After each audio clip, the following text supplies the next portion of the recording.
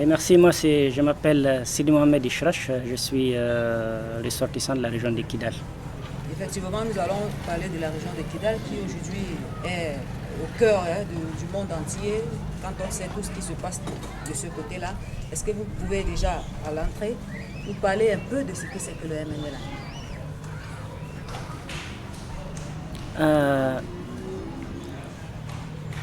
Officiellement, le MNLA, c'est un mouvement qui cherche,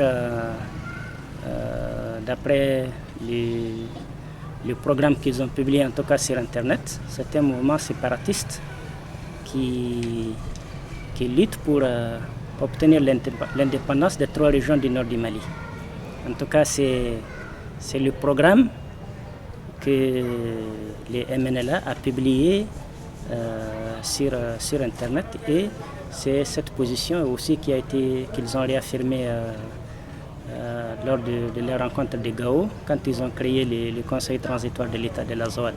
Par la suite, j'ai constaté que les positions du MNLA ont évolué, et aujourd'hui je ne saurais pas vous dire exactement quelle est la revendication du MNLA. Si vous êtes déjà de ce côté et que vous ne savez vraiment pas ce qu'ils revendiquent, ça veut dire qu'il y a déjà du flou. Et aujourd'hui, on se rend effectivement compte que c'est un groupe de personnes qui n'ont pas du tout de revendications à faire. Déjà, ils nous parlent de la fédération d'un pays qui ne figure même pas dans la carte géographique du pays, le Mali dont ils se réclament la fédéralisation. Donc, est-ce qu'on peut dire en ce moment qu'il y a un bras derrière qui pousse ces gens à créer le désordre et à vouloir marchander quoi que ce soit? Bon, moi, je ne sais pas, je ne peux pas vous dire s'il y a un bras derrière, mais ce que je constate effectivement, c'est ce que vous dites, c'est tout à fait exact. Une première réalité, c'est que les populations du Nord, toute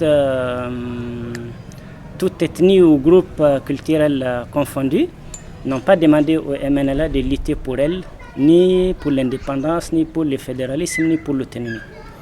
Donc les MNLA agit pour lui-même, et à la limite, je dirais que s'il a des commanditaires, il agit de concert avec ses commanditaires. Mais ce que vous dites, peut-être qu'il y a peut-être un bras derrière, il faut chercher, il faut essayer de comprendre.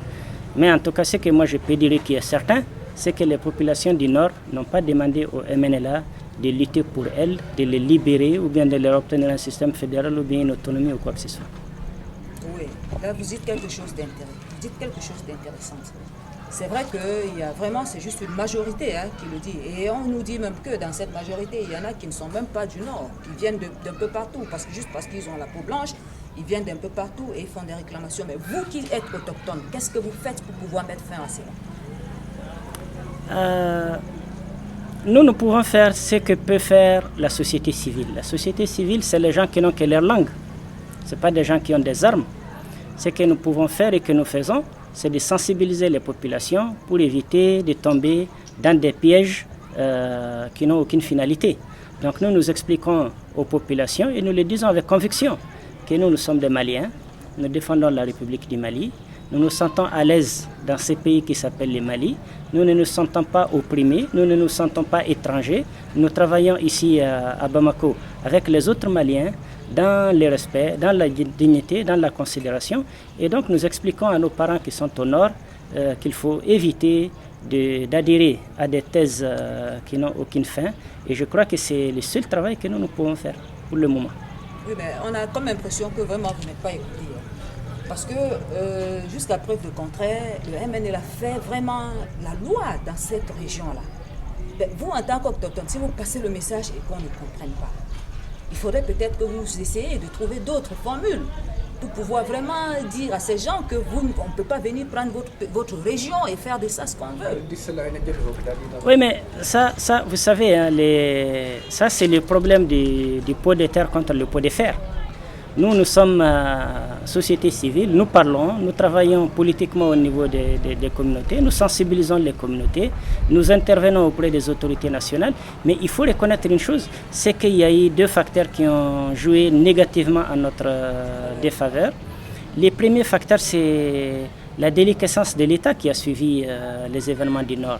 On était dans une période de transition où pratiquement il n'y avait pas d'autorité dans ces pays. Il n'y avait pas d'autorité, mais malgré cette situation, nous avons expliqué à qui des droits, aux gouvernants, aux responsables politiques, aux responsables militaires, etc. Nous leur avons expliqué ce que c'est que les MNLA et nous leur avons expliqué aussi que la majorité de la population du nord du Mali n'adhère pas aux thèses du MNLA. Maintenant, depuis quelques temps, les choses ont beaucoup évolué parce que les populations du nord, celles qui se réclament du Mali, celles qui se réclament de la République du Mali, celles qui sont restées fidèles au Mali, ces populations ont fini par prendre les armes pour se défendre. Au moment où je vous parle, à Aguelhok, les jeunes d'Aguelhok sont en ville face aux gens du MNLA et tous les jours il y a des affrontements. Mais il se trouve simplement que pour le moment, malheureusement, l'armée malienne n'est pas montée au nord de manière satisfaisante. L'administration n'est pas revenue dans la région de Kidal de façon satisfaisante, mais on fait beaucoup et nous sommes sur le terrain vraiment pour défendre nos communautés et pour aider l'armée, les autorités nationales à défendre le pays. Oui, comme on parle effectivement de l'armée, c'est ce que je disais tantôt. Les combattants du MNLA ont interdit à l'armée de sortir avec les autres puissances qui étaient là. Je veux parler de la MISMA à l'époque et de la force Serval. Sinon, l'armée on avait déployé l'armée, mais finalement, les combattants du MNLA qui devraient être cantonnés, on a plutôt vu un renversement de situation qu'on n'a rien compris. Mais en ce moment, il fallait hausser le ton. Je pense qu'à ce niveau, nous, en tant que société civile, nous avons fait le lobbying nécessaire auprès de l'autorité nationale, auprès de l'autorité militaire française, l'opération Serval, auprès de la MINISMA, pour dire que le gouvernement malien a signé un accord à Ouagadougou, mais cet accord n'interdit pas à l'État malien d'être présent sur le territoire national. Cet accord demande au gouvernement malien de faire remonter l'armée et l'administration au nord de façon progressive. Or, nous nous rendons compte qu'en fin de compte, effectivement, comme vous le dites, c'est l'armée malienne qui se trouve cantonnée et les gens du MNL sont libres d'entreprendre toutes les activités qu'ils veulent. On les a vus par exemple lors des dernières élections présidentielles quand ils nous ont invités, ils ont interdit à la population de voter dans les villes du Nord. Ça a été vraiment à couteau tiré et c'est par la force que les gens ont voté. Mais à la date d'aujourd'hui encore, les éléments du MNL ne sont pas cantonnés. Ils sont libres et vraiment c'est l'armée malienne qui est dans les camps parce que bon, écoutez, le gouvernement malien ne veut pas de problème, on essaye d'éviter autant que possible un affrontement et on recherche la solution de façon pacifique, mais il faut dire que de mon point de vue, ça n'engage que moi, je trouve vraiment que ça c'est une méthode qui a quand même montré ses limites. Je pense qu'il faut obligatoirement que l'État réaffirme son autorité, que l'État affirme sa présence, que l'État protège les citoyens. Je dis tous les citoyens, je n'ai pas de... sans exclusive. Les gens du MNLA, s'il y en a demain qui acceptent de déposer les armes et de revenir dans les giron nationales, c'est des citoyens maliens, ils doivent être protégés au même titre que tout le monde. Mais il faut que l'État soit présent pour protéger tout le monde. Et pour le moment, protéger les populations civiles contre les MNLA parce que ces populations civiles sont victimes de beaucoup d'exactions, notamment dans les campagnes où il n'y a pas d'État. Donc je pense qu'il y a vraiment un travail à faire à ce niveau. Et nous sommes disposés, nous donnons tout le temps les informations, nous alertons, nous sensibilisons. Et nous prenons de plus en plus une part active dans la recherche d'une solution et dans le retour de la paix au Nord. Comment est-ce que vous faites pour sensibiliser? D'autant plus qu'on sait que déjà même l'office de la radio-télévision malienne est occupé par le MNLA, le bureau du gouverneur est occupé par le MNLA. Presque toute l'administration, tous les bâtiments de l'administration sont occupés par ces combattants. Comment vous faites donc? Quelles sont les stratégies que vous avez mises sur pied pour sensibiliser la population? D'autant plus qu'on sait que c'est à eux d'aller à la radio, de passer des informations à leur insu. Ce qu'ils veulent dire, c'est eux qui font passer les informations. Donc comment est-ce que vous faites donc pour passer les informations? Vous avez parfaitement... Excusez-moi, je ne vais pas vous couper, c'est pour l'ombre qui arrive sur le stage.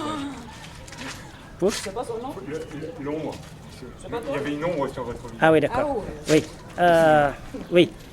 Vous faites bien de poser cette question. Effectivement, vous savez, la radio de l'Office de radio-télévision du Mali à Kidal, les populations de Kidal, celles qui sont informées, elles l'appellent la radio des 1000 collines.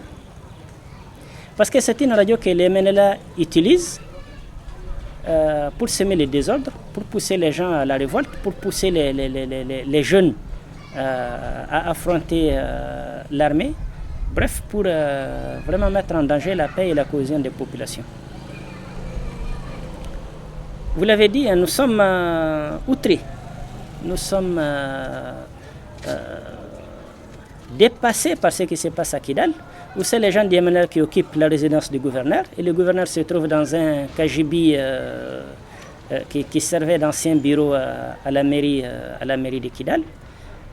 Mais c'est une situation que nous ne pouvons pas supporter, que nous ne pouvons pas accepter. Mais là aussi, nous avons alerté les autorités concernées, les autorités compétentes, vraiment pour que l'autorité nationale soit remise à sa place et dans ses droits dans la région de Kidal. Mais bon, comme nous venons juste d'avoir l'autorité légitime, nous sommes sûrs que dans les prochains jours, les choses vont évoluer. Maintenant, comment nous faisons-nous pour sensibiliser les populations? Vous savez, il n'y a que les téléphones. Il n'y a que les téléphones et les contacts personnels que nous avons avec les communautés.